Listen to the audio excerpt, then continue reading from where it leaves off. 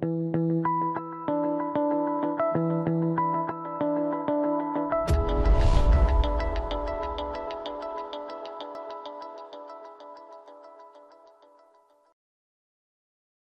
Card Runners, back with part 2 of my mini hyper series. Like I said before, we are playing 60s, 30s, 60s, 100s, and some 200s.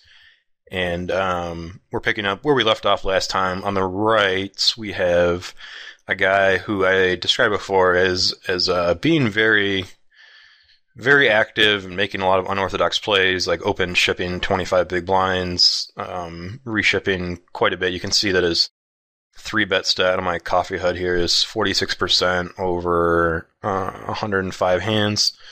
I've played about 300 total against him. And then on the left, I don't really remember too much about this player, but I don't recognize them, so we can assume that they're probably a recreational player. But no firm reads yet, so let's get started. I meant to explain my HUD last time.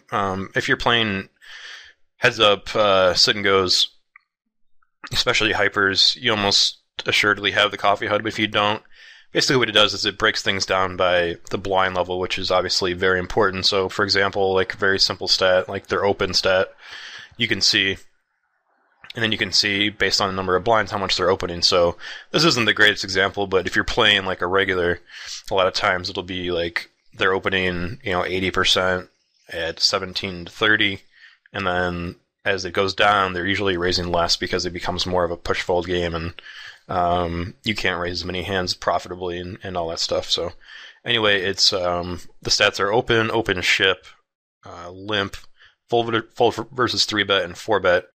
And then you can see that they're separated into the small blind and the big blind. Same goes for the post-flop stats over here. So in the big blinds, we have their VPIP, their total VPIP, how much they flat, call, open, shove, 3-bet, and then 3-bet shove. So you can see, for example, in this guy's case, his overall 3-bet's 46, but his 3-bet small is 4, and then his 3-bet ship is 44 at the stack level of 17 to 30.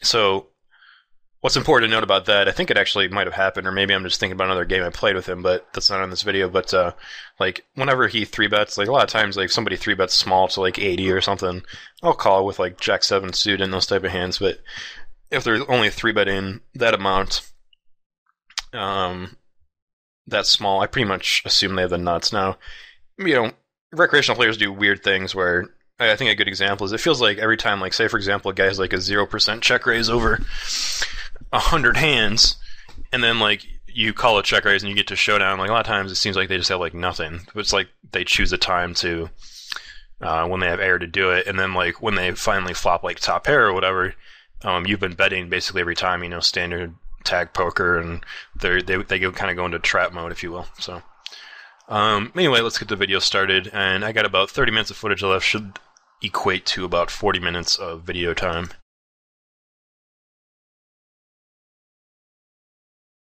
One thing that I haven't learned about this guy yet is how often he folds when I bet the turn. So because of that, I would have liked to see myself, just bet some turns. Like that last hand wasn't a great example. It was like ace, 10, 10, king. But anyway, on the left, I 3-bet king jack, which is pretty standard. I definitely would have called a shove, and I check the turn.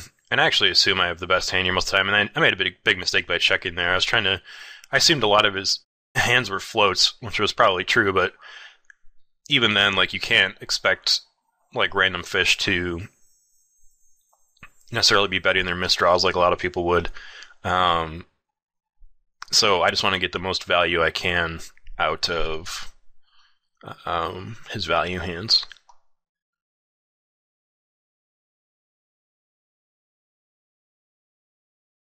I checked this flop on the left, King Jack 3, against a lot more loose players. I definitely would bet, but I just haven't really had a great feel for this guy, and I probably should be betting the river like 1/4 pot or something like that.